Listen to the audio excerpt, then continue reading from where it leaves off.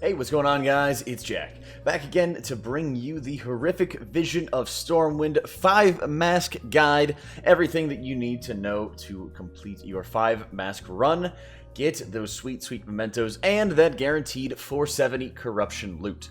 Now, in Orgrimmar, I showed you my monk who had rank 14 or 15 cloak. Now I want to show you my disc priest as I ran with a rank 12 cloak and with very limited corruption. I ran with one versatile piece and one Twilight Devastation piece, and I wanted to start showing you guys how I did it on different characters and how I am able to continue soloing through this content. As you started off in Stormwind, some of the most annoying mobs you will have to deal with are going to be those Void Speakers. The Mind Flay slows quite a bit, along with the Psychic Scream, which has a very heavy range. I've seen that's like 10 to 20 yards. Making it quite annoying to deal with, so I often try to prioritize those Void Speakers as often as I possibly can. Big problem with the Footmen, though, is they deal an incredible amount of damage with their repel mechanic. This is why taking things like stuns or interrupts, or even in a priest case, Psychic Voice can be extremely valuable to make it a lot easier to be able to shut those mobs down quickly and kill them efficiently.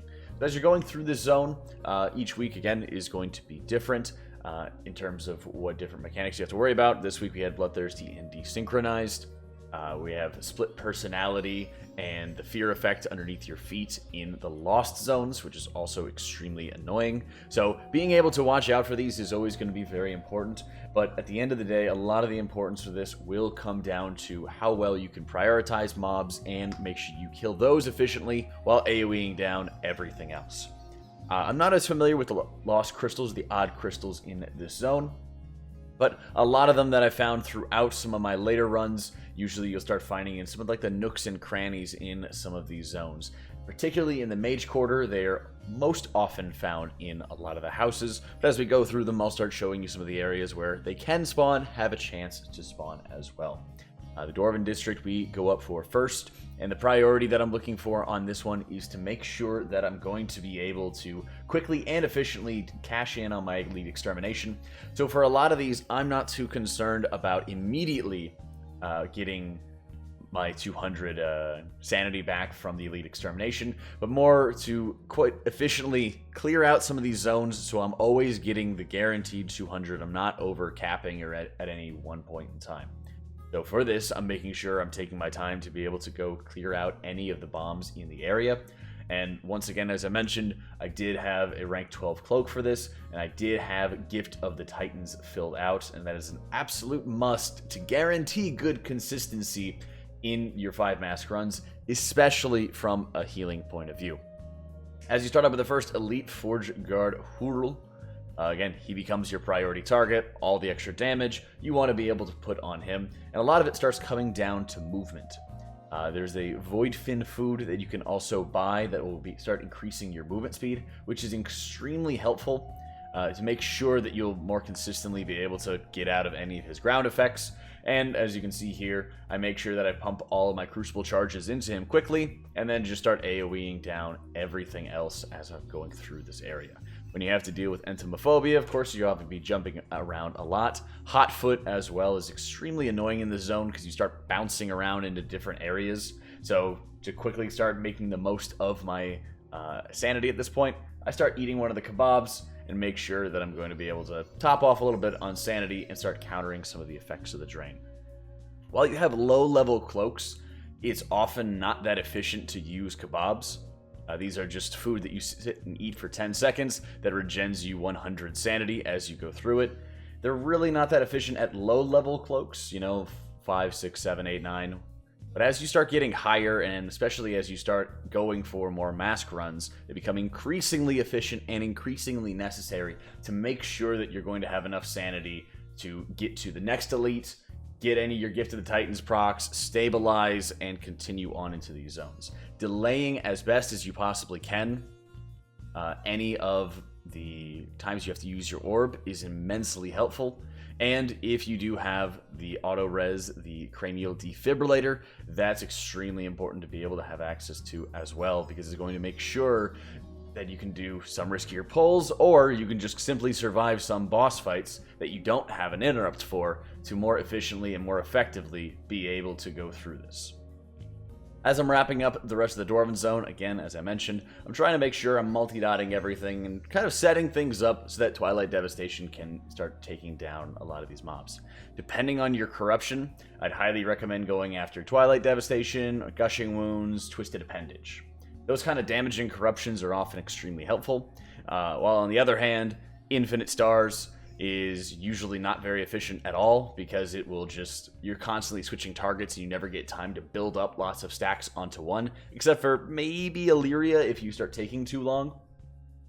Echoing Void, unless you're a tank and unless you're kind of letting all the mobs sit on you for a very long period of time, as a healer especially, I found it to be extremely inefficient and never really got much value out of it whatsoever. And in fact, more often than not, I'm kind of running around, grabbing the next set of mobs, and often the mobs were not close enough to be able to continue being AoE'd. And since you had no control over it, and no way to take advantage of a random proc, because you were forced to be in melee all the time, it was never that efficient for me. So once you clear out the Dwarven District, again, for that final boss, kick away some of the bombs, avoid his frontals, pretty simple stuff. You're going to have to deal with the left side or right side. I went left to just deal with all the frenzied rats, because again, Twilight Devastation's your best friend. On the right side, you have some of those Mind Twist tendrils. Those are extremely annoying and actually deal much more damage than you think. So I always try to avoid them whenever I can. But if I do go into it, I'll try to make sure I drop a fear onto them or just quick crucible charges as quickly as possible.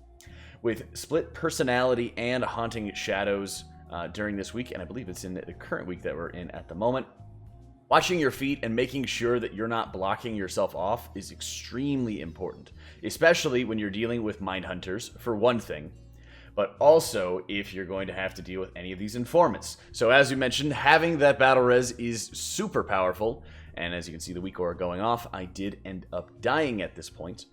So this is one of the more difficult packs, and it's one of the more difficult ones because you have to deal with the Light Hunter on top of those informants. So your cast speed is reduced, and you're not able to deal as much damage as you would previously. So this is probably one of the most consistent areas that I've had trouble with, but it always comes down to your preparedness as well. Being able to quickly get in extra damage, especially quick crucible charges onto one of the informants, and then drop a schism or start focusing down the next one, and doing so from a distance is substantially more effective and will make sure that you're going to be able to live much, much longer throughout this. As a result, I get rezzed and I have my 500 sanity, so I will encounter the Arms Master Terenzen.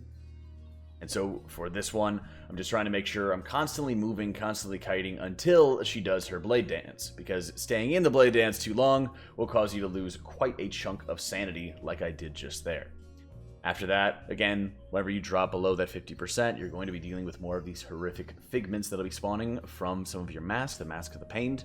So having those things following you around is often a pain, but they can be particularly advantageous to allow you to more consistently get the Gift of the Titans procs when you need them for certain points. So keep looking at those horrific figments, especially as we start entering some other bosses later on down the line. It might be that you'll want to wait for a figment to spawn, use it to proc Gift of the Titans, and then quickly try to burn down one of the bosses.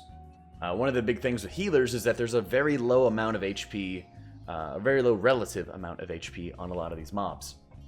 For that solo buff, basically they reduce the health of many of the mobs by like 50-60%. So if you're preparing crucible charges, if you have the Obsidian Claw or the Cyclotronic Blast trinket from Mechagon, you'll have these great opportunities to quickly and effectively start killing some of these mobs off very rapidly.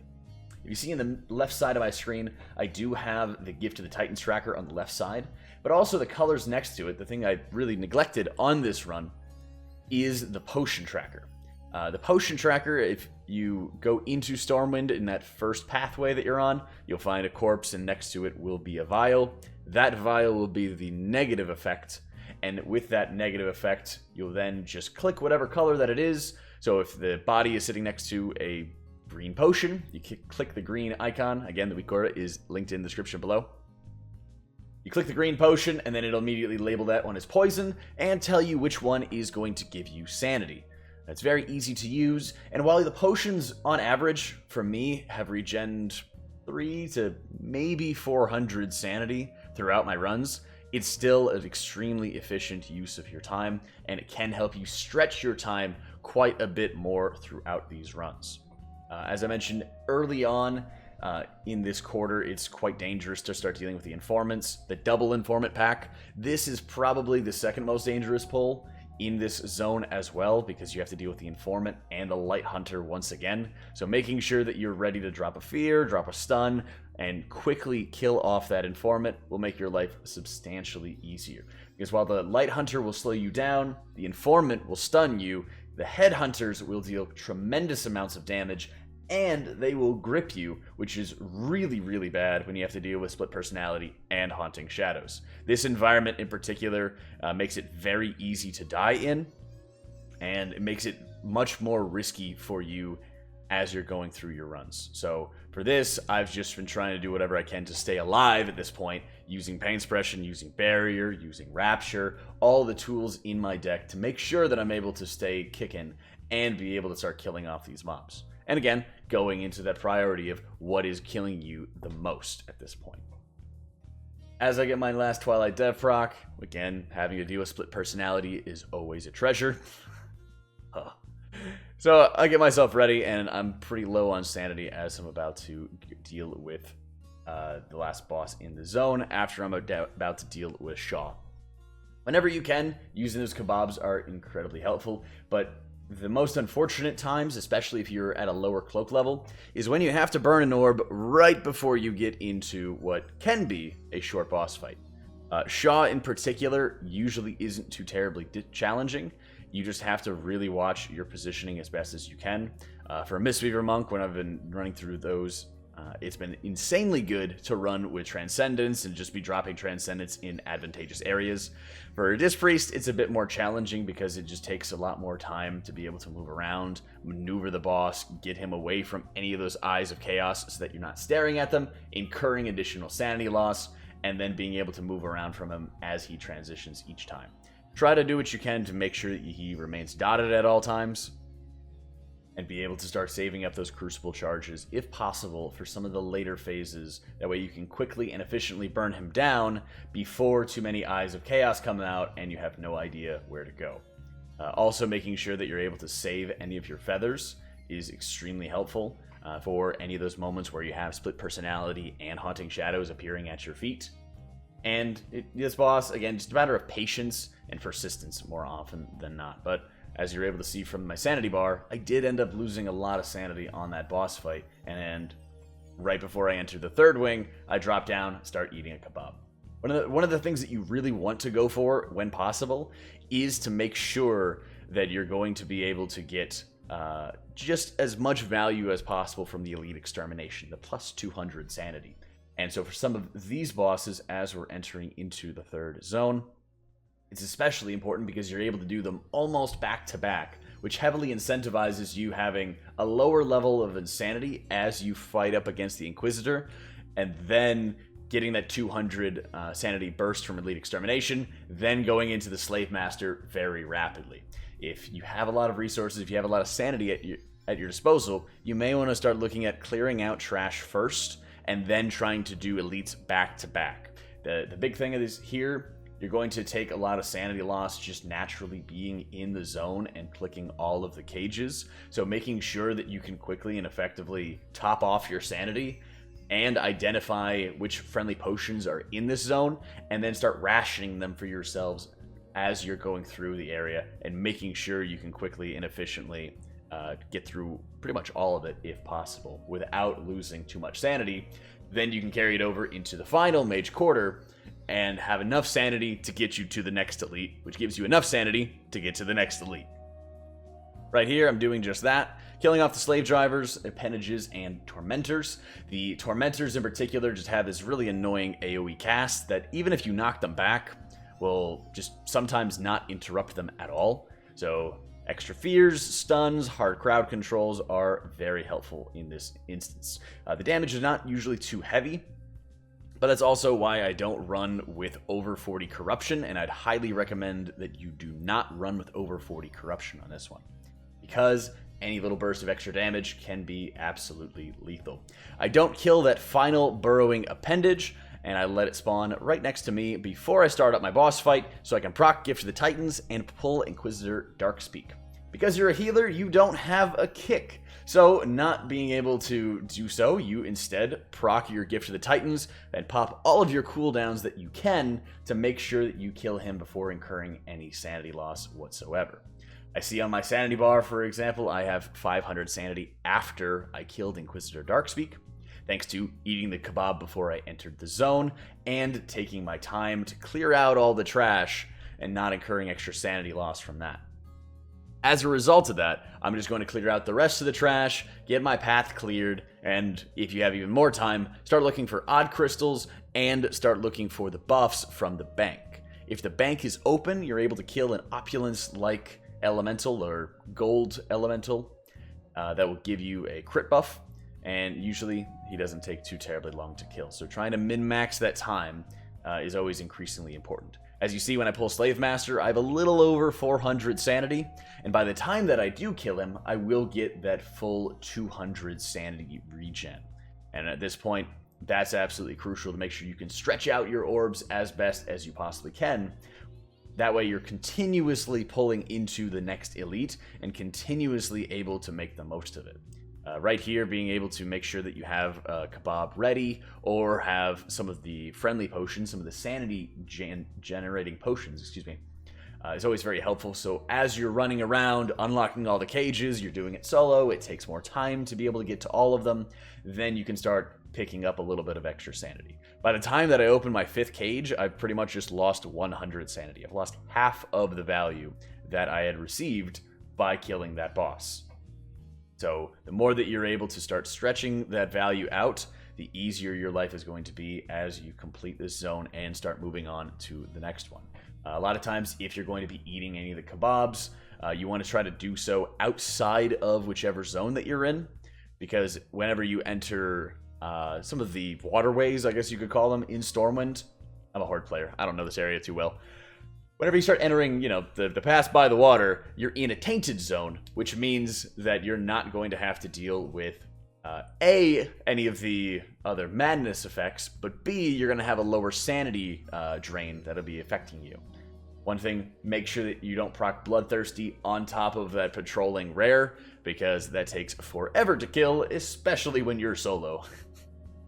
As you're entering the lost zone of the Mage Quarter, the Mind Twist tendrils deal quite a bit of damage, and you really don't want to be stepping on any of the tumors as you do it. So I honestly just make sure that I go kill them, and I try to take my time now that I've gauged that I have two of the orbs, the regen orbs, at my disposal. Even having Gift of the Titans, for example, as you walk into the zone is quite helpful, because establishing a foothold can take a bit of time when you have Split Personality, Haunting Shadows, constantly spawning all over you. The Mage Quarter has some open areas, some open courtyards, but a lot of it is really tight corners, and that makes it extremely difficult to deal with this mechanic. Furthermore, you have to get past some burrowing tunnelers almost immediately, making it so that you can get bounced up into the air and stunned and even blocked into some of these areas extremely quickly with no out possible. With the Burn Bridge Mask, you're taking sanity loss whenever you are getting, you're stepping over your own path. You're stepping on any of those pools that you had spawned at your feet. So there's even more reason to not get hit by Split Personality and Haunting Shadows, and the sanity loss in this zone is extremely high.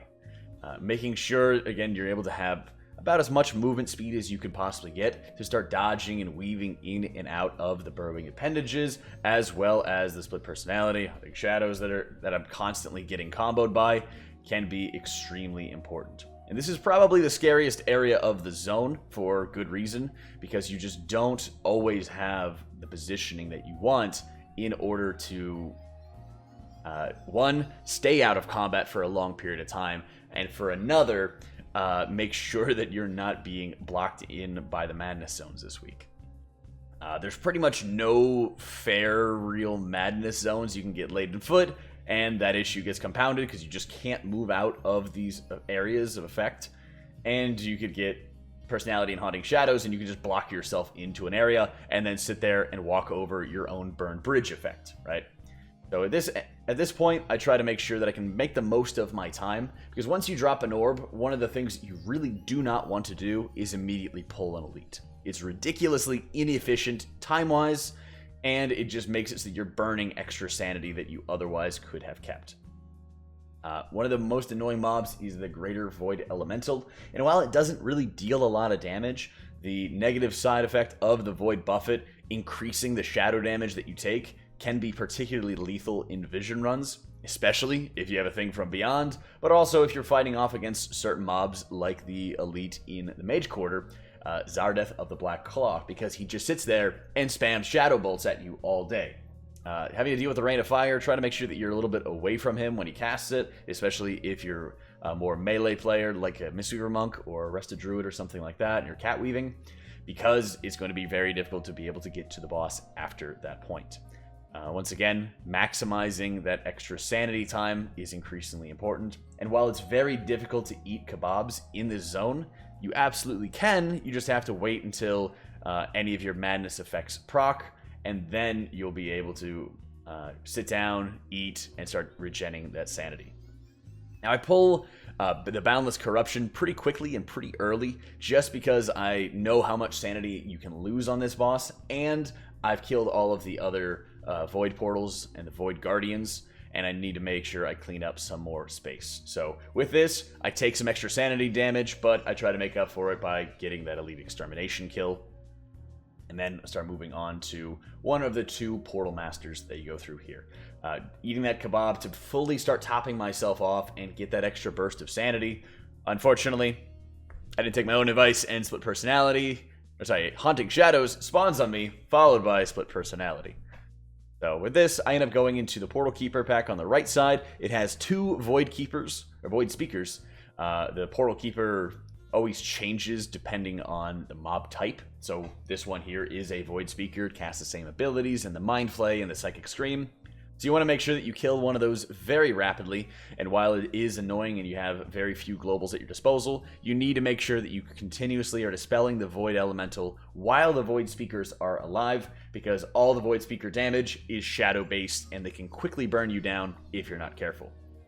If the Void Speaker is just by itself, if the Void Elemental is just by itself, you don't really need to worry too much about dispelling it immediately. It's much more important just to worry about getting your Crucible charges ready to take down the next pack. Always keep in mind that in Visions, both Orgrimmar and Stormwind, the Faceless ones are the most useless enemies ever, and they are not that deadly to worry about. They'll do some ground effects, they'll do a little bit of AoE, their melee damage hits at a moderate amount, but generally they don't do a lot, and just because they're big does not mean that they are a large threat. You will find more often than not the biggest threats to you are going to be from some of the smaller mobs. Now that I've cleared out these mobs, I have one orb left remaining as I'm walking up towards the Wizard's Sanctum and have to fight the last boss of the Mage Quarter and the penultimate boss of the instance. So Magister Umbric is particularly challenging because he will, once again, just like we saw out of the Void Inquisitor, he will be casting Arcane Missiles, which will be draining your sanity, and since you don't have a kick, you're stuck there, just taking sanity drain. You'll also have to be dealing with his Polymorph, which you can't interrupt, so you have to sit there the entire time, getting polymorphed and sitting through any of the Burned Bridge's negative effects. Thankfully, you don't have to deal with Laden Foot, otherwise that'd make it substantially worse. Laden Foot making it extremely difficult for you to be able to catch after Magister Umbric, so there becomes another mechanic of the heavy sanity drain that you received from just being in a lost zone, making the fight even more challenging and even more difficult because you're taking almost constant breaks. When you're at lower levels of masks, it's usually not too big of a deal to deal with Umbric as long as you start saving up resources to be able to go after him. Whenever you're running with multi-mask runs, he progressively gains increased amounts of HP, and that makes it substantially more difficult to bring down. At this point, I have about 300 sanity, and I will have one kebab left remaining, and no orbs whatsoever. This makes Illyria as a final boss extremely challenging, and Illyria, in many cases, has some of the highest variance that I've really ever seen. in the end bosses, or any of the bosses really, for horrific visions. Because a lot of the bosses in Stormwind are caster based, whereas Orgrimmar, they might throw you around, they might just have some sort of damaging ability, or they'll toss up a shield. It really comes down to Illyria being a horrible, horrible boss with spell queuing, and making it so that she is increasingly difficult to move, especially for a ranged player, and line of sights don't always work the way that they're supposed to. So for this, I try to quickly run up to Illyria, make the Eye of Chaos jump back towards me, and then I'll be able to position myself a bit better to get away from her. Having to watch out for any of the bombs, you have to really kind of look at how impactful they're going to be in the positioning that they're dropped. Sometimes she'll drop them in the dead center of the room, making it extremely annoying, extremely painful to deal with. To my luck, I actually had a horrific figment spawn on me, and this is again where the Mask of the Pain can actually become quite useful, and this is where it saves the run for me completely. Having to deal with this horrific figment usually is a negative side effect, but because it procs Gift to the Titans for me, I'm then able to just completely ignore the Eye of Chaos and be able to immune through the sanity drain that came from being polymorphed, and have a substantial haste buff to make sure that I'm going to be able to complete this run. Having Gift to the Titans completely saved this 5-mask run for me, and made it possible for me to be able to get this much quicker than I probably would have anticipated.